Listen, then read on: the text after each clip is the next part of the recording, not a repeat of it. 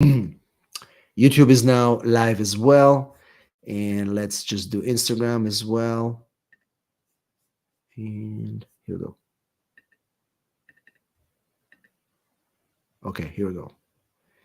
Instagram is live as well. All right, guys. So if you want to see how we do the video where we have two people on the screen together, you can do it as well. We are going to be on YouTube. So welcome to our YouTube community. People watching us on Facebook and other platforms. Welcome, welcome. Today we're going to be talking about um, what to do if your case is delayed and can you sue the government. I know a lot of people asking this question, so we'll talk about that. Just drop your questions and I will answer them in the order received, and also we'll be able to get some people on camera so we can get you live as well. um, and we have also our TikTok community on another camera, so I'm juggling. All right, let's take a question from TikTok right now. Harry Ashley is asking, are there any updates on 601A? My husband and I have been waiting for almost 3 years. So as you know, there's a lot of issues with the 601A waivers. You know, they're taking forever right now. So right now it's about 3.5 years wait. So there's really not much you can do. We've got Cesar Sandoval rejected at Ciudad Juarez, and it was asked for I-212. Will that take 2 3 years to get approved? Thank you, Barbie, for the roses. Yeah, I-212 waivers take about 2 years at least. All right, let's take some questions from our YouTube viewers. Welcome, welcome, guys. We've got, and also, if you're joining us right now on YouTube, let me know where you're from, where you're tuning in from. I know we have a lot of people watching right now from Europe and also from Africa. So just let me know where you're from. And we have a question here from Navdeep. Can I apply for citizenship if I have a 551 stamp on my passport, never received my physical green card? It was granted by immigration judge. And the answer is yes. So just because you don't have the physical green card doesn't mean that you are, I mean, you can apply for citizenship. The stamp is as good as a green card. You don't need the physical green card to apply. We've got Gambia, Colombia, we've got Rome here, we've got Nigeria, wow, and the Philippines. So between you guys here and the YouTube people, we've got so many people all over the world. We're covering the entire world, which is incredible. All right, let me drop the link as well here in YouTube if you want to join me on camera as well. I'm going to drop the link right here, and those of you that are brave enough, you can join me using the stream. And again, if you want to be on camera, you can also check out our YouTube stream right now, and just click on that link. You can join in the line to all right. So how long does the U visa take, and does the police have to give me the certificate? So that's a question about the U visa.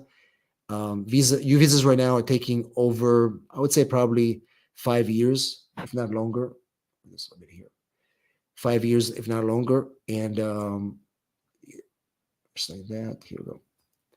And you need to have the police, you need to have the government sign off on the form to be able to apply for this.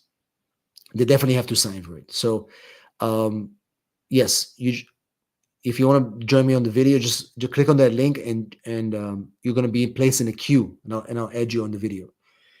Let's get some of our TikTok questions answered. Let's see here. Do you help clients in Virginia? Yes, absolutely. We help clients in all 50 states. I get this question asked all the time. Thanks, Francis. Yeah, we can help clients in all 50 states all over the world. Immigration is federal, so I can do it anywhere. So yeah, no issues at all. Um, Thanks, Francis, for the bolts. We are reaching our goal of inspiring immigrants with these little bolts. I wish you can see it at YouTube. Do you hear that sound? People are sending me these little bolts on TikTok, and we have a life goal of about 50. Life goal achieved. Can you hear it?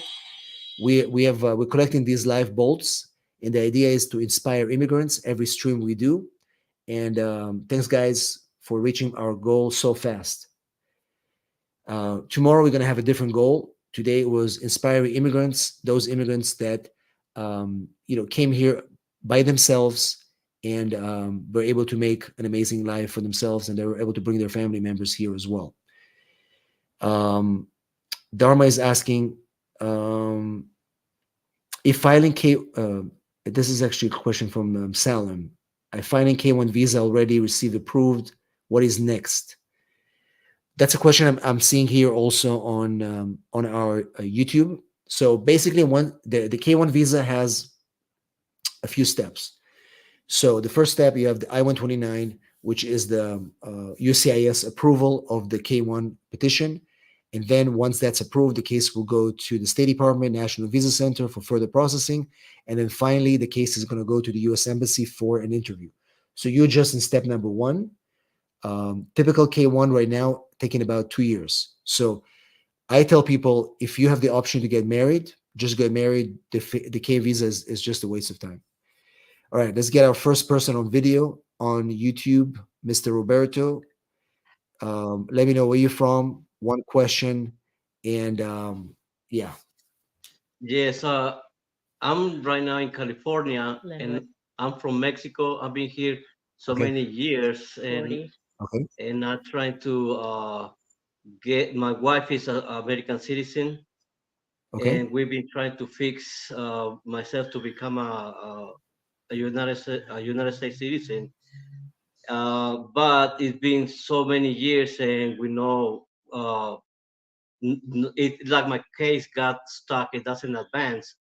I have a lawyer, and the lawyer dropped the case, and it got picked up by another lawyer from the same law company, and they still say that over and over they're asking us for the same paperwork. We send everything that they ask 4 years. for 4 years, sending the same papers over and over, and they keep telling us that in Ciudad Juarez, Chihuahua, they haven't From Arena.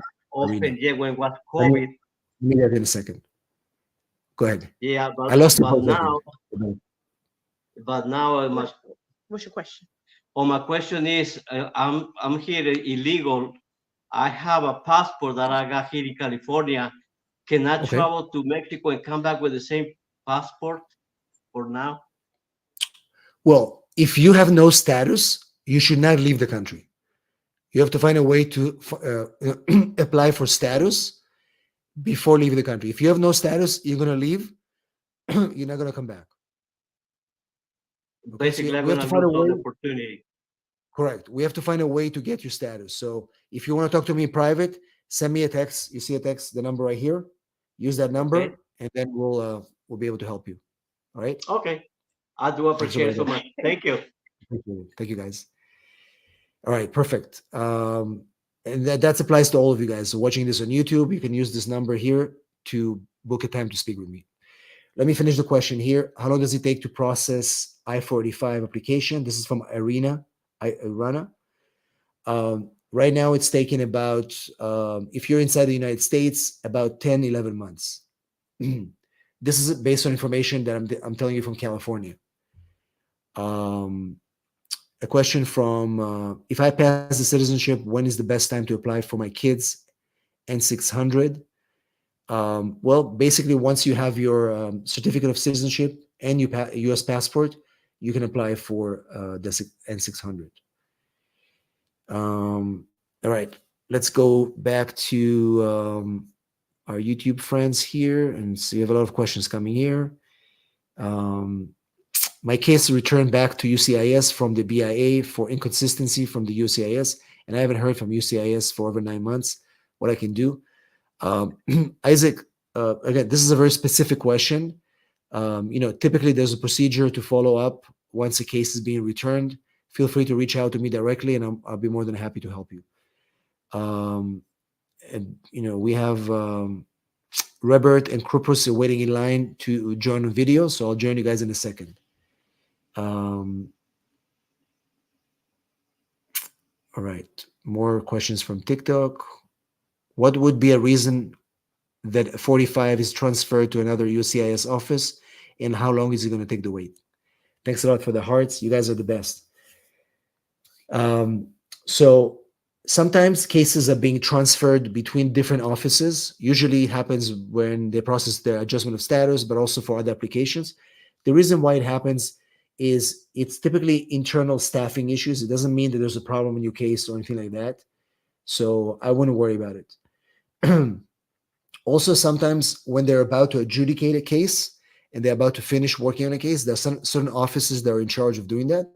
And you'll see that these cases are being transferred, between these offices. But it's not necessarily a bad thing that your case is transferred. All right, we got Rebert who is interested to go on video. Can you hear me? Yeah, I can hear you. Can you hear me? Great. Yeah, let me know where you're from and ask one question. This is Um, video. Sunnyvale, California.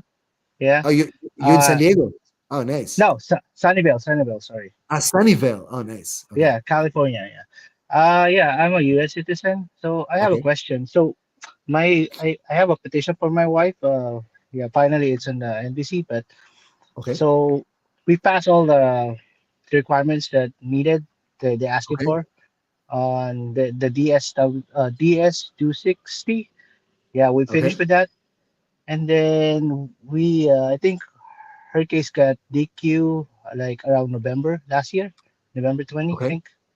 So my question is, how long do they set up an interview in the U.S. Embassy in Manila? So right now the case was the Q when? 2023? Uh, yeah, 2023, November. Okay. So just so you know, and that's for people who are watching about understanding when embassies are going to process immigration cases. So right now, Manila and many other embassies in that region, they're not processing any DQ cases from 2023. They're still working on kind of late 2022, just so you know. So I think for Oh, okay. you, probably maybe late 2024, early 2025. And the reason why these embassies are doing this is because they have a huge backlog that is already going on for a few years, especially in Manila and embassies like Mumbai, Islamabad. So I think for you, at least another year. Oh, another At least- year? I think so. At least Okay. another year. Yeah. Okay. Okay. Thank you. All right. Sounds good. Thank you for watching. All right, perfect. So, hey, Kata, thank you so much. Marvin, we're getting so many, um, gifts and hearts here. Thank you so much on TikTok. I wish you guys can see it here on. Um, if someone is a citizen, can they get residency for their parents? Yeah, of course. So if you're a U.S. citizen, you can sponsor your parents 100%. You have to be over 21 and financially be stable and have meet the poverty guidelines. But yes, you can sponsor your parents. um, and also, one of the questions that we got yesterday was about delays in citizenship, and that's why we're talking today about suing the government. So for example, if you have your interview for your citizenship, right, you have your interview for the citizenship, and after this interview you've been waiting over 120 days and you haven't received an answer from them, then you have the right to file a lawsuit, also known as mandamus. And this mandamus lawsuit can force them to give you a decision. And this is something we've been doing a lot for a lot of our citizenship clients, but also you can use this mandamus. Thank you so much, Kata. You can also use this mandamus when trying to speed up other cases, like, for example, delayed I-130s, delayed 601A cases, and many, many other petitions. It depends how bad the delay is. But specifically for N400s, it's been really effective, and we're going to be doing more of these lawsuits this year because a lot of people are not able to get their answers on their N400s. All right, let's see. Thanks, Kata. Appreciate it. We've got some nice people here on TikTok sending me hearts and all these gifts. All right, so we've got Genero. I put paperwork for my parents back in March of 2022. How long are processing times for that? So, Genero, if your parents are outside of the United States, then it's going to take at least a few years. If they're inside the United States, it's about 12 months to a year to go through this processing. Now, those of you that are watching this live stream on YouTube, if you're not a subscriber yet, please subscribe right now. It is important so you can see all my videos. The same thing for our Instagram followers. If you want Instagram viewers who are watching the live stream, if you're not yet a follower, please follow my Instagram as well. And of course, for our TikTok viewers, if you're not following me yet, please follow, just like Jesus did, and Loren and Katya. All you guys just followed me back, and I appreciate that. Just follow right now. And also, if you're watching this stream, there's 3 buttons at the bottom of your screen. Just click it, and you can share the live stream so more people can see it and join the live stream. Just share it right now, and that's going to be amazing for me. All right, so let's do this. We have a question here from Manzoor. Can you sue the U.S. Embassy in Islamabad? Can you sue the U.S. Embassy in Islamabad? The answer is yes. You can sue an embassy. You can sue any government entity, whether it's State Department, USCIS, or CBP.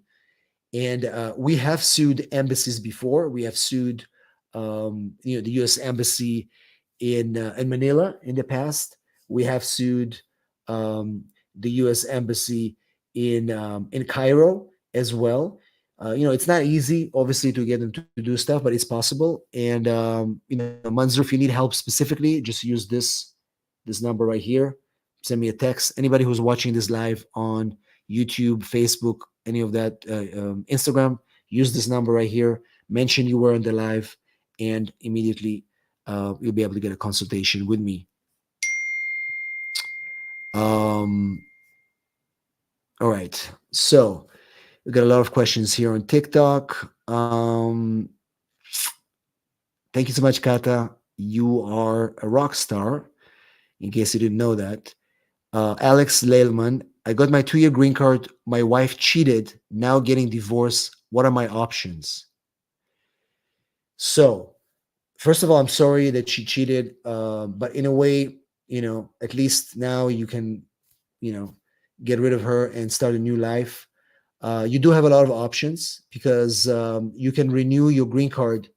And just so you know, guys, if there is abuse, infidelity, manipulation in a relationship during your 2-year green card, you can file for a removal of conditions based on good faith marriage, but now you're going through divorce because things didn't work out. So you can file for divorce. You need to file for divorce, and then I can use that reason to file the removal conditions, because of the relationship didn't work out. This is a form of mental abuse and manipulation. You found out about the cheating. Maybe there was other things that happened. So feel free to reach out. You can send me, those of you watching on TikTok, you can send me a DM. We accept DMs all the time. And also you can use the link in my bio on TikTok, a special link, and you can book a consultation, especially for you, Alex. Right now, it's pretty important to take action because sometimes divorce takes a while. And remember, when you do those cases based on divorce, you need to be actually divorced to be able to get approved based on these removal of conditions. So it's important to start the divorce process early if that's exactly what you're going to be doing. And like I said, I'm sorry for that happened to you, but you're not stuck. Essentially, there's hope. How long does the U visa take? Right now, they're taking about 7 years. How do we get a hold of you? So if you anybody who's watching this, so If you're watching this on TikTok, you send me a DM or link in the bio. If you're watching this on YouTube, you can see the number right here. That's specifically for you guys to text. If you're watching this on Facebook, that's the same number. And on Instagram, because we're streaming the same, we're streaming like we're using this software to stream on Instagram, YouTube, Facebook, and our Facebook group. And then we have a separate camera for TikTok because TikTok does not allow any of these platforms. Um, Kata, you are incredible. I don't know who you are, but you are amazing. You became the number 6 member of the team. Wow. You're now Kata, Kata Farkas, you're now the number 1 gifter. I'm getting all these gifts, by the way, on TikTok, in case you don't see it, the guys on YouTube. And it's incredible. All right, let's take some more questions from YouTube. And also, people are texting me here. They want to join the live. So yeah, just use this link. Use this link right now. You can join me live, and I'll add you. I'll add you in the camera. Okay, here we go. And we have Krups. Hi. Did I say your name correctly? We've got Yeah, my another name is video. Krupali. Krupali. Nice. Where are you Yes. Hi, from? how are you And doing? I'm from Edison, New Jersey. Addison, New Jersey. Excellent. All right. Yes. Nice to meet you. I just have a quick question for one of my uncles. He has been in this country for like nine Of course. years now, Okay. and but he is not legal. So can he like apply for an asylum or no? So where is he from? India. India. So typically, people should be applying for asylum within the first year of arrival. However, there are circumstances where you can apply for asylum even beyond the 1 year. So that's why when he talks to an attorney, we need to understand why he wants to apply for asylum now, what has changed in his country, in his situation, and then we can assess it whether it's going to be asylum, maybe qualify for something else that we can, you know what I mean? Mhm. So Mhm. I'm happy to, like I said, you use this number here, text, and set up a call with Okay. me, and I'll be happy to. Because usually what we do, and it's important for everybody to understand, what we do in a consultation when you speak to an immigration attorney, somebody who is understands what they're doing, is that we're going to ask him all the questions. We're going to ask him, when did he enter? How did he enter? Mhm. What happened to him since he entered? What is going on in his home country? Why is he afraid to go back? You know what I mean? So we ask all these questions, and sometimes we find out that there are things we can do for people that they had no idea. You know what I mean? And I give you an example. I had one guy, also from India, and he came here. He was illegal, and he wanted to apply for asylum because he was part of the LGBTQ community. But Mhm. when I interviewed him, I realized that um, his his uncle filed a petition for his mother, and he was included in this petition before 2000. He had no idea, right? He had no idea. Okay. He brought me the paperwork. I saw it, and because of that old petition of his uncle, I was able to qualify him for a green card under Section 245I without him needing to Mhm. leave the country. If I didn't Mhm. ask him those questions, if I didn't ask him the simple question, has anybody in your family ever filed paperwork for you or for somebody else related to you? And he was like, well, nobody ever filed for me, but somebody filed for my mother. But that never worked out. It doesn't matter because that petition is still good, and I was able to use that. Do you know what I'm saying? So I'll ask him all Yeah. these questions, and then we'll decide if we can qualify him for whatever. Okay? Thank you so much. I previously tried to contact you, but I just wanted to make sure that this time, if I ever try to contact you and the office person talks to me, would you be the person who would be Yeah. talking to me or What any you have to other tell him, what you attorney? have to tell him is that you want to talk to me, and you are in my live, and they will give you the opportunity to speak with me. Okay? All right. Thank you so All much. right. It was Thank you nice so much. meeting Appreciate you, it. Have a talking nice to weekend. you. Thank Of course. you. Amazing. So I appreciate that. And like I said, a lot of people are watching our videos. They're watching them on TikTok, on YouTube, on all the platforms, and it takes them a long time to to take the courage to make the first step, to call, to send a message. And I mean, it's very overwhelming. Think about it. Imagine somebody like her uncle. He's been here unlawful for years, and the opportunity to be able to reach out, to speak to an attorney, and listen to what options somebody have. I mean, I can get it. I mean, I get it. It's very, very scary, very but the point is that it is, thank you, Ina, I appreciate it. It is empowering to know that there are options for some people. And honestly, like, this whole thing about Section 245I or all these different laws, immigration law is even more complicated than tax. The immigration statute is even more complicated than the tax code, because immigration rules and regulations change every single week.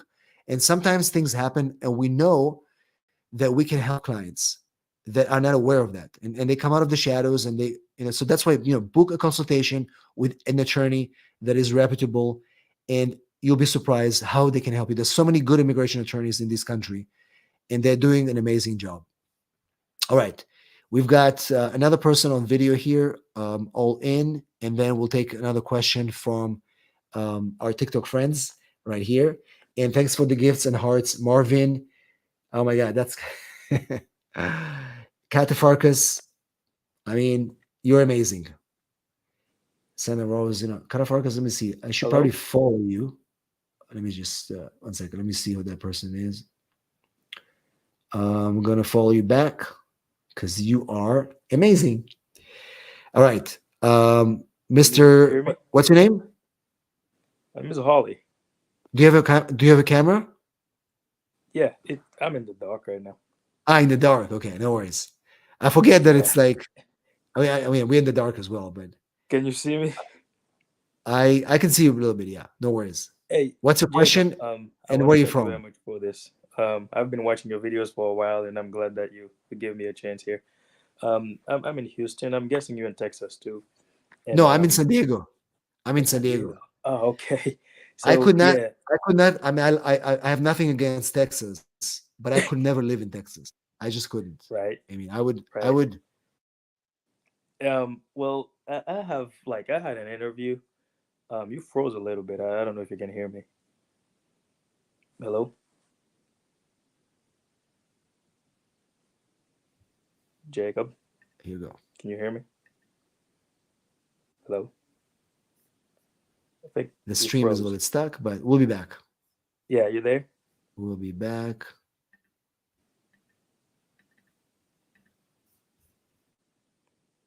Okay, here we go. All right, can you hear me now? You froze. Yeah, I know. I froze. I don't know what happened. Okay, it's better now. Okay. Yeah. Well, my wife and I, we had an interview in Houston. Yeah. And that was back in February 22nd of 2023. Okay. And we got married on March 5th of 2022. So a year later, almost a year later, we had an interview in person. And then it took them 3 months. So we had like a verbal approval. Okay. Like, well, the lady said, well, I'm going to recommend this case for approval. And then it took 3 months. We didn't get anything. And then what we got was a notice of intent to deny. Okay. So that's it. When was the notice arrived? When did you get the notice? We got the notice in May. And okay, we had our interview in February. In May we had the notice of intent to deny. And did you respond? Did you respond to it? Yes, we responded to it, and they claimed that there were. Now you're waiting, basically, right?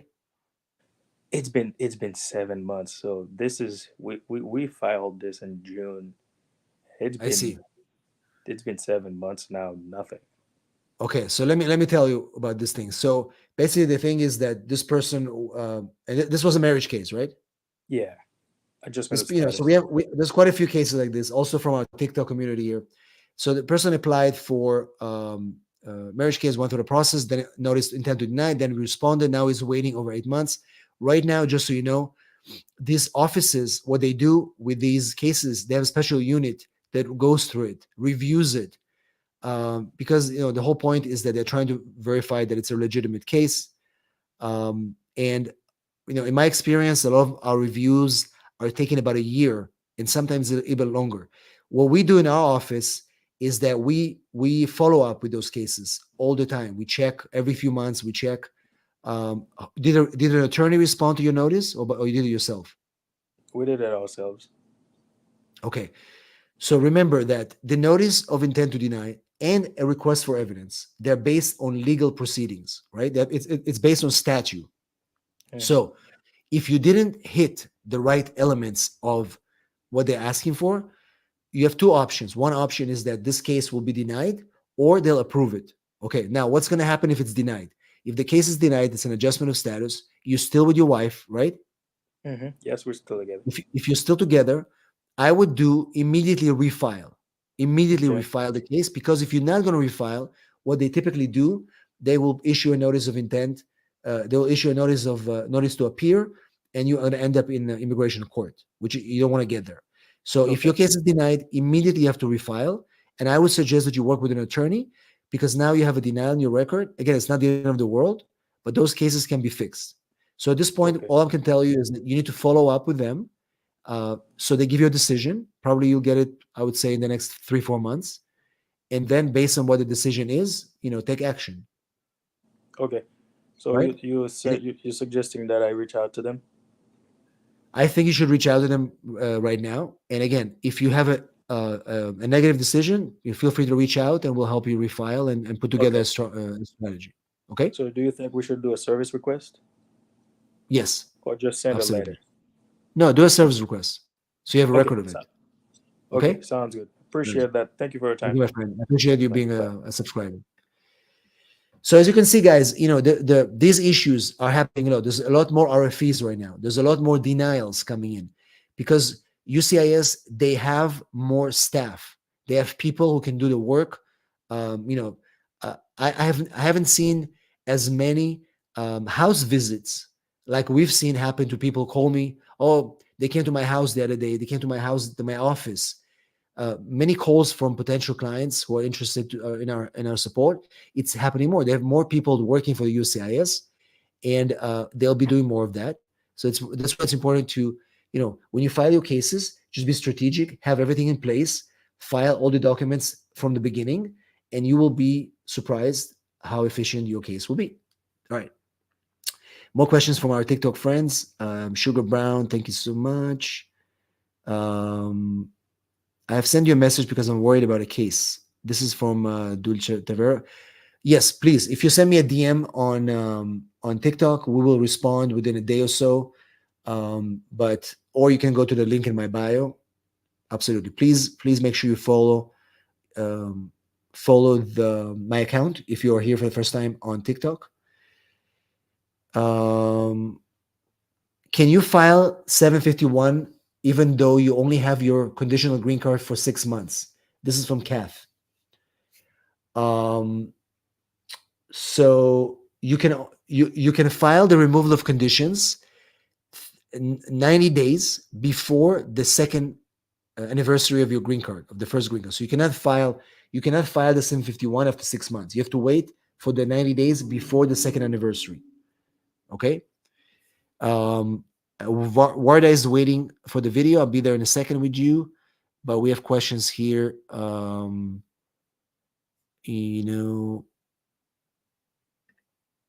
My question is, I got hired for a job in the US from Philippines. Do you wait for the green card before you can enter the US, or can you come to the US, wait for the green card? It's perm. It's a perm case. It's from Lala. The question is from Lala. So the question is, the person started is the green card process. It's probably an EB3 case, and they're in the first step of the process. They are just in the perm process, and now they want to enter the United States. The answer is no. If you don't have a visa, if you have a tourist visa, you can enter and visit. But if you don't have any visa, you cannot use the perm as a reason to come to the United States. This is just the first step in your green card. If you have no visas at all, you have to wait for the green card to be approved before entering the United States. All right, let's take a question from Warda, and this is on our YouTube channel. And where are you from? And what is your question? Yes, sir. Hi, I'm from Morocco. Oh, nice. Yeah, I got my visa in 2012, and I went to USA many times. My last time was on 2019, Okay. November November 2019. After Okay. that, I planned to stay for 4 months and go back to my country. You know that time was COVID-19 and the border was closed. It froze for a Uh, uh, second. So you want to know Sorry? when to come back? What was the last thing of your Yeah, question? yeah. I got after that. I stayed for 1 year after my staying expired Okay. for six Oh, I months. see. I I stayed. see. So you want to I stayed know? for 1 year. I see. You want to know?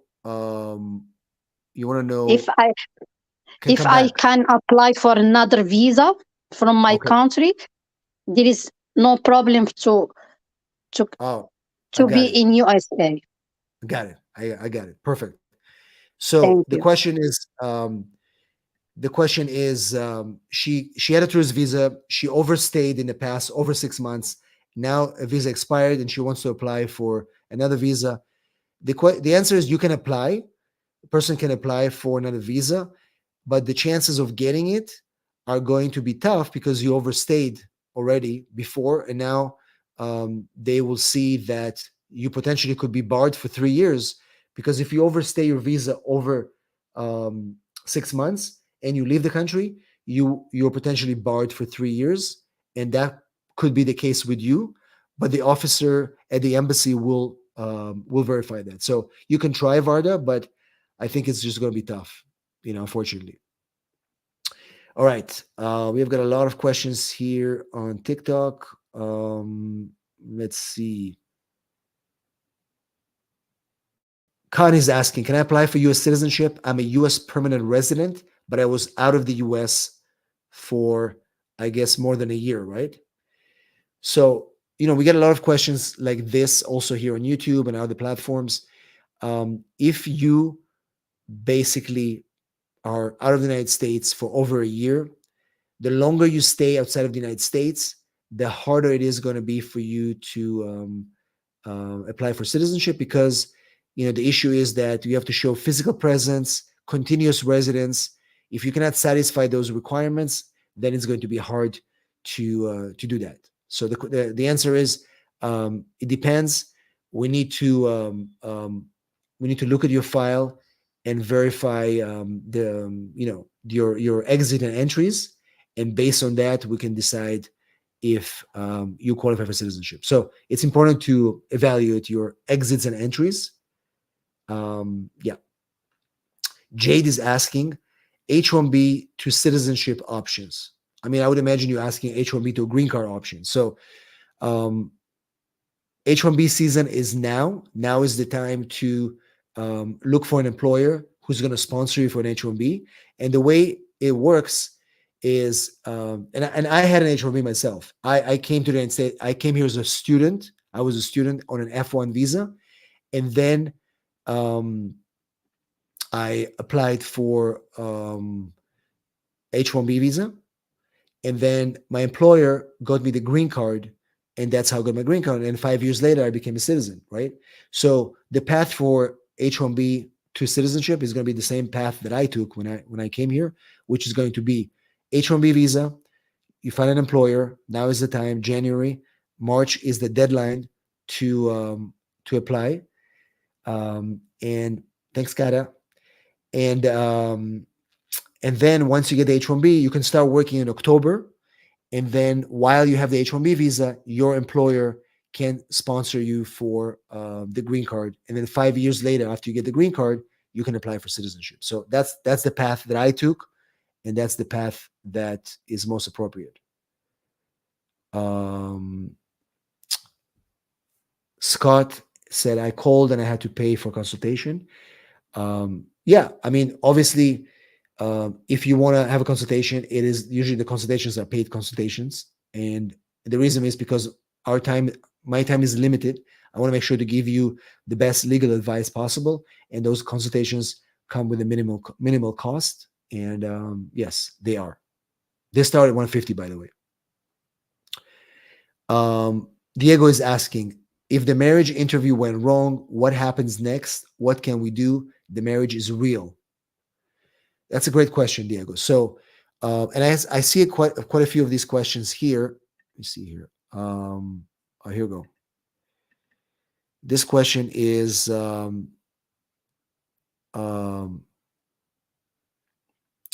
I'll get to this question in a second.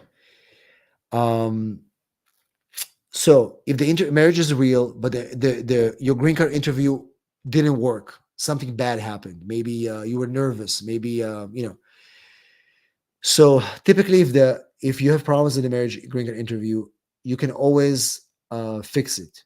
You can always you know, you can always request for a supervisor. You can always, you know, the worst case scenario, just like the previous caller, they'll send you an intent to deny if it's worst case scenario, and then you have time to respond to the intent to deny. You hire an attorney, you put together a strong application, and you'll be fine. So it happens. Some people have 100% real marriage, but they didn't come prepared. They did it themselves. They didn't know that it's a pretty serious thing, the green card interview. And there was, I mean, I had a case like this the other day. This young couple came to my office, and they did everything themselves. They prepared the case, they filed, didn't include the medical, didn't put any supporting documents, went to the interview completely unprepared. And of course, the officer were very tough. They got nervous. And so the case was put on hold, and they were going to ask them for more things. It's 100% real marriage. But I told them, listen, you can't file your case without supporting documents. You can't come to the interview unprepared without any proof to the officer to put in the file. And so their case was they were called for a second interview, and at that point we had to go with them, and it was good because they were prepared. You know what I mean? All right, so we have a question here from where's the question? I just missed it. Somebody highlight it. Here he is. Here's the question. This is from the Blood Still Works. My son was over 21 when I applied for him in 2016. Case has been documentally qualified for almost 3 years, and yet no visa interview. Can I sue the government for delay? My son was over 21 when I applied for him. So here's the thing. This person filed for their son. Case was documentally complete at the National Visa Center. But the problem is that the big question we have to ask for you is your priority date current? Okay. If your priority date is not current, you cannot sue the government. If your priority date is current, which means that they have visas for you, you were documentally qualified at the embassy, and they still haven't scheduled for an interview, then you can go through a series of, expedite, congressional assistance, all that kind of stuff. And if that doesn't work, then yes, we can sue them. So in your case, I'm curious to know if you are also, if your priority is current. If it is current, please get in touch with me right here. Use that text number here, and we'll help you figure it out. If it's not current, there's nothing you can do about it. We've got Jonah waiting to join us on video, and I'll get some questions from our TikTok friends. And I mean, what a great Friday night spending with you guys. I'm actually going to see a comedy show, but I'll tell you about it in a second. Mr. Jonah, where are you from? I'm from Uganda. Excellent. Are you a subscriber of our YouTube channel? Yes, please. Excellent. Very good. What's your question? First of all, thanks for the good work you're doing for the people out there, because we appreciate the work. There are some silent people out there, but we appreciate it. I appreciate it. Thank you. Yeah, I'm just having a question here. Can an F2 visa holder, it is a dependent visa, file for asylum without affecting the F1 visa holder who's attending school? Absolutely. Absolutely. So you can file for asylum without connecting at all your spouse. So you have no intention of bringing her to the case at all.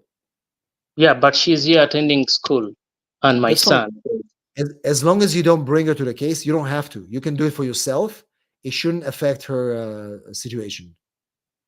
Okay, that's the question I had. And Yeah. how do I do that? But if Yeah. she decides to travel to the home country and try to Okay. get some other visa, if you apply for asylum, it will impact your wife. Okay. Right? But from inside the US, you can just file by yourself. You hire an attorney and file for asylum. All right. Thank you very much. That was my question. If you need help, text me. All right. Really helped. Thank you very much. Thank you so much. All right. So we are almost out of time for our stream here on YouTube. Like I said, the weekend's a little bit shorter, so I'll be back here tomorrow at the same time on YouTube, on Facebook, on all these streams. I'm not ending this yet here, but here on YouTube, we are out of time. So we'll be back tomorrow. If you forgot to ask me any questions, if you want to join live on camera, I'll see you tomorrow. And the same thing for our Instagram live as well. We'll be back tomorrow. Thanks, guys.